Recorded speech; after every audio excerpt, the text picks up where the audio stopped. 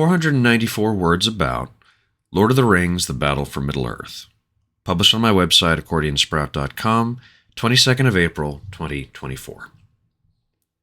Lord of the Rings, The Battle for Middle-earth was one of numerous real-time strategy, RTS video games my parents bought me for PC. And like Rome Total War or Stronghold Crusader before it, I disappeared into building settlements and growing an army to fight against enemies. The fact I was able to play in Middle-earth and even recruit characters like Gandalf, Aragorn, and Gimli only made my love escalate into an obsession. Remember, this was 2004, and Return of the King had only been released a year earlier. I lived in this game, and I lived in Middle-earth. That's why it's sad to admit that I usually picked the armies of Mordor over Rohan and Gondor. That's entirely because Mordor had Mumakil and Balrogs. That was a no-brainer. Balrog Zone.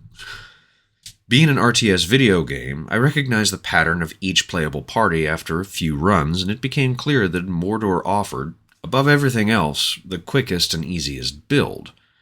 Battle for Middle-earth followed a tower defense structure, meaning the game was about building towers that would let you make buildings that would let you build troops. Unlike Gondor, which required a barracks to make 4 to 5 soldiers, orcs just needed a pit to crawl out of, and they would usually come in batches of 7 to 8 orcs. Once a unit of orcs was ready, I would send them out to collect resources and discover spots for new towers. And naturally, because they were cheap and came in bulk, I would have a pretty sizable army before Rohan had even finished its first stable. Battle for Middle-earth was not the best RTS video game I ever played. Not by a long shot.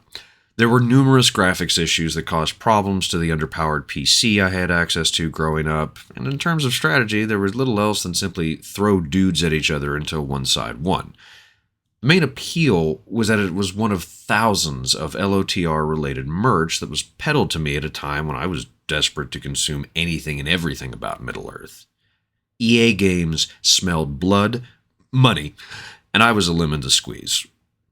Regardless, I still played it and enjoyed myself.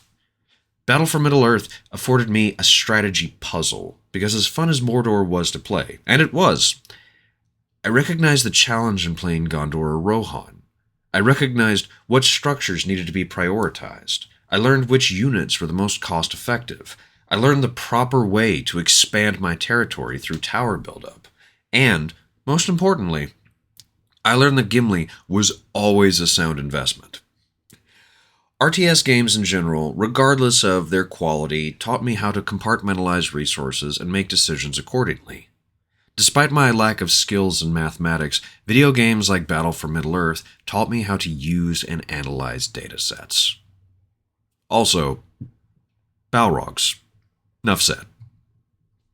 Joshua Jammer Smith, 22nd of April, 2024. Howdy, I'm Jammer. So, as always, first off, thank you for watching, listening. Watch listening. You know what? You probably had me in the background while you were folding laundry, but hey, good on you for getting your laundry done, okay? Not a lot of people prioritize it, and it's important to get that done. But whatever, you listen to me, and I tremendously appreciate it.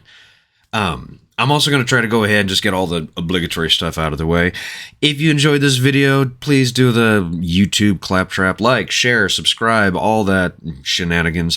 It helps me because it lets me see people are listening to this, that they want to listen to these videos, or at the very least that they're there. And it's also a nice little morale booster for me because if I see somebody like the video, I'm like, hey, all right, cool, reason to keep going. Likewise, if you enjoyed this video, if you're reading accordionsprout.com and enjoying my essays, if you follow me on Instagram and like my visual art, I do have a Patreon. It's in the description section below, but it's patreon.com/jammerdraws. There is only one tier, and it is $1 a month. That's it. I treat Patreon simply the way street musicians put a hat down or open up their instrument case. If you like what you're hearing, what you're reading, what you're looking at, just throw $1 in. I'll take anything I can get. All right, boring stuff over. Let's talk about this. So as of this recording, I believe I have recently published my first longer essay. I think it was the World 2-Quicksand essay. Yes, it was.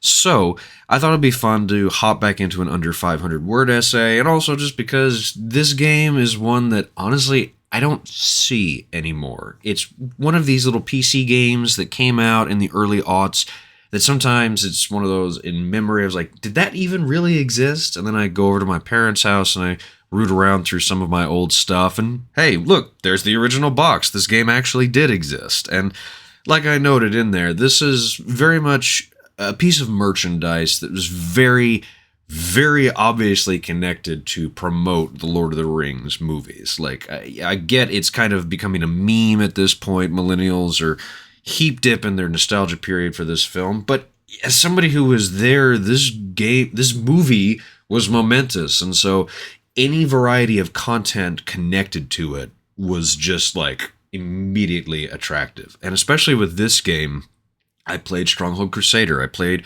Rise of Nations, I played Rome Total War, I played a ton of real-time strategy games.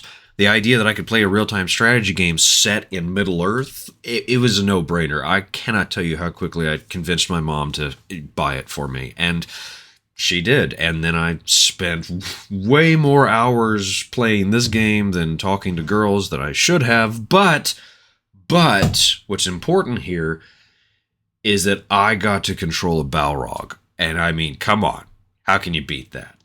Now, in terms of this game, I'll be honest, I don't know if there's any other way to play it besides finding it on an abandonware website and trying to find some patches for it. Unfortunately, this is the situation.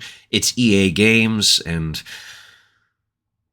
oof, I've got opinions about that company. But the big thing is, if you want to play Battle for Middle-earth, you're going to have to travel through some of those abandonware websites and likely download a couple patches for it, because it's not on GOG.com as far as I can tell. It's not on Steam. It's one of these games. They threw it out into the world to make a quick buck, and unfortunately, it's a good game.